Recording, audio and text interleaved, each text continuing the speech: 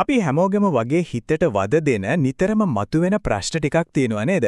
විශේෂයෙන්ම අපේ පැවැත්ම ගැන. අපි ඇත්තටම අතීතයේ හිටපු අයද? එහෙම නැත්නම් අනාගතයේත් ඉඳීද? ඉතින් මේ වගේ සැකයන් වලට හේතුව මොකක්ද? අද අපි කතා කරන්නේ මේ සැකයන් වල ගැඹුරම මුලටම ගිහින් හේතුඵල ධර්මයේ කියන විශ්වීය න්‍යායය පාවිච්චි කරලා මේවා निराකරණය කරගන්න පුළුවන් විදිය ගැන. බලන්න මේක තමයි මුලින්ම එන ප්‍රශ්නය. මම කියලා මේ ඉන්න පැවැත්මට ආරම්භයක් තිබුණද? මීට කලිනුත් මම මේ විදිහටම ඉඳලා තියෙනවද? මේ අවිනිශ්චිතකම අපි කවුද කියන එක ගැන ලොකු ප්‍රහේලිකාවක් අපි හිතේ මවනවා. ඊළඟට එනවා කාසියේ අනිත් පැත්ත. මරණයෙන් පස්සේ හැමදේම ඉවර වෙනවද? එහෙම නැත්නම් මේ ගමන තව ඉස්සරහටත් යනවද? ඔන්න ඔය ප්‍රශ්න දෙක එකට එකතු වුණාම කාලය හරහා දිවන අපේ පැවැත්ම ගැන හරිම ගැඹුරු සැකයක් ඇති වෙනවා. ඉතින් හිතන්න පුළුවන් මේ ප්‍රශ්නවලට උත්තරේ ඔව් හරි නෑ හරි කියලා. හැබැයි ඇත්තට මේක එච්චර සරල නෑ. උත්තරේ ඊට වඩා ගොඩක් ගැඹුරුයි. නියම විසඳුම හැංගිලා තියෙන්නේ මේ හැම දෙයකටම පිටිපස්සෙන් ක්‍රියාත්මක වෙන මූලධර්මයක් තේරුම් ගන්න එකේ. ඒ තමයි හේතුව සහ ඵලය අතර තියෙන කවදාවත් කඩන්න බැරි සම්බන්ධය හරියටම අවබෝධ කරගන්න එක. හරි. දැන් අපි එන්න ඕන වැදගත්ම තැනකට. ඒ තමයි අපේ දැක්ම වෙනස් කරගන්න එක. අපිව ස්ථාවරව පවතින දෙයක් විදියට දකින්න එක පැත්තකින් තියලා නිරන්තරයෙන් වෙමින් පවතින ගතික ක්‍රියාවලියක් විදියට දකින්න පටන් ගන්න ඕන. මේකයි කාරණය. අපේ වර්තමාන පැවැත්ම ඒ කියන්නේ අපේ මනසයි ශරීරයයි අහම්බෙන් කිසිම හේතුවක් නැතුව ඇතිවුණු දෙයක් නෙමෙයි. ඒක ඊට කලින් තිබුණු නිශ්චිත හේතු නිසා ඇතිවුණු ප්‍රතිඵලයක්.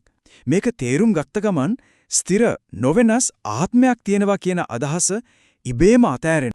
මෙතන තියෙන්නේ හරියට ගංගාවක් වගේ නොකඩී ගලාගෙන යන හේතුඵල දාමයක්. අතීතයේ වපුරපු දේවල් තමයි වර්තමානයේ අපි අස්වැන්න විදිහට ගන්නෙ. ඒ විදිහටම වර්තමානයේ අපි කරන දේවල්, වපුරන දේවල් තමයි අනාගතයේදී අපේ අස්වැන්න බවට පත්වන්නේ. හොඳයි. මේ හේතුව සහ ඵලය අතර තියෙන නොබින්දිය හැකි සම්බන්ධය හරිම ගැඹුරින් විස්තර කරන න්‍යායක් තියෙනවා. ඒකට තමයි පටිච්ච සමුප්පාදය එහෙම නැත්නම් හේතුඵල දාමය කියලා කියන්නේ. සරලවම කිව්වොත් මේකයි තේරුම. මේ ලෝකේ කිසිම දෙයක් තනියම ස්වාධීනව ඇතිවෙන්නවත් පවතින්නවත් නැහැ.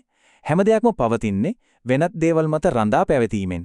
ඒ කියන්නේ හුදකලා ස්ථිර මම කෙනෙක් ඇත්තටම නැහැ.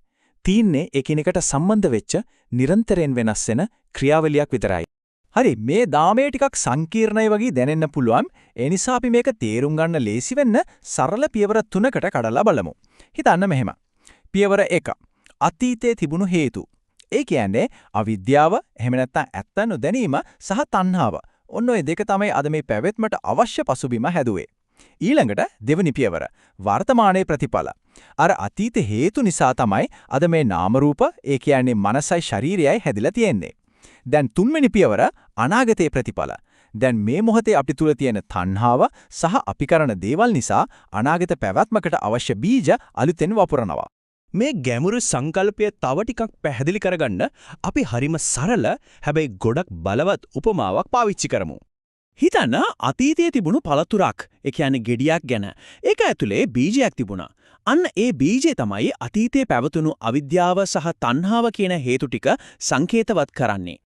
අර අතීතයේ තිබුණු බීජය කාලයත් එක්ක පැලවෙලා ලොකු වෙලා අද අපි දකින මේ ගස බවට පත් වෙලා තියෙනවා. මේ ගස තමයි අපේ වර්තමාන පැවැත්ම. ඒ කියන්නේ අපේ නාම රූප. දැන් මේ වර්තමාන ගහේ පළතුරු හැදෙනවා. ඒ පළතුරු ඇතුලේ මොනවද තියෙන්නේ? අනාගතයට අවශ්‍ය අලුත් බීජ. මේකෙන් අපිට පැහැදිලිවම පේනවා අපේ වර්තමාන ක්‍රියාවන් සහ ආශාවන් කොහොමද අනාගත පැවැත්මක් නිර්මාණය කරන්නේ කියලා. ඉතින් මේ චක්‍රයේ දිගටම නොනවති ක්‍රියාත්මක වෙනවා. ඇයි ඒ?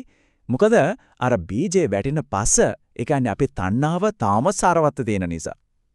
ඒ හේතු තීනකම් මේ චක්‍රයේ කැරකෙන එක නවත්තන්න බෑ. එවනම් මේ හේතුඵල දාමය හරියටම අවබෝධ කරගත්තම අපේ මුළු ලෝක දැක්මම වෙනස් වෙන්නේ කොහොමද? අපි බලමු මේ පරිවර්තනය මොන වගේද කියලා. එතකොට බලන්නකො මේ දෙක්මේ වෙනස කොච්චර ලොකුද කියලා. එක පැත්තකින් සැකයත් එක්ක බලනකොට අපි හිතන් හිටියේ මොකද්ද? හිතන් හිටියේ මම කියලා ඝන ස්ථිර කණක් ඉන්නව. පැවැත්ම කියන්නේ විසඳ ගන්න බැරි අභිරහසක්, අතීතයයි අනාගතයයි අතර කිසිම සම්බන්ධයක් නෑ කියලායි. ඒහෙත් හේතුඵල ධම තේරුම් ගත්තම පේන චිත්‍රය සම්පූර්ණයෙන්ම වෙනස්. අපිට පේන්නේ ගංගාවක් වගේ නොකැඩී යන ප්‍රවාහයක්. පැවැත්ම කියන්නේ අභිරහසක් නෙවෙයි. ඒක ක්‍රියාවලියක්. අතීතය, වර්තමානය, අනාගතය කියන්නේ එකිනෙකට ගැඹුරින්ම සම්බන්ධ වෙච්ච දාමයක පුරුක් කියලා පැහැදිලි වෙනවා. ඉතින් මෙන්න මේකයි වැදගත්ම දේ. මේ හේතුඵලදායමය මේ නුකෙඩුණු ගලා යාම පැහැදිලිව දකින්න පටන් ගත්තම අතීතයේ හිටියද අනාගතයේ ඉඳීද කියන අර මූලිකම සැකයන් වලක තවදුරටත් පැවැත්මක් නැති වෙලා යනවා. ඒවා ඉබේටම निराකරණය වෙලා යනවා.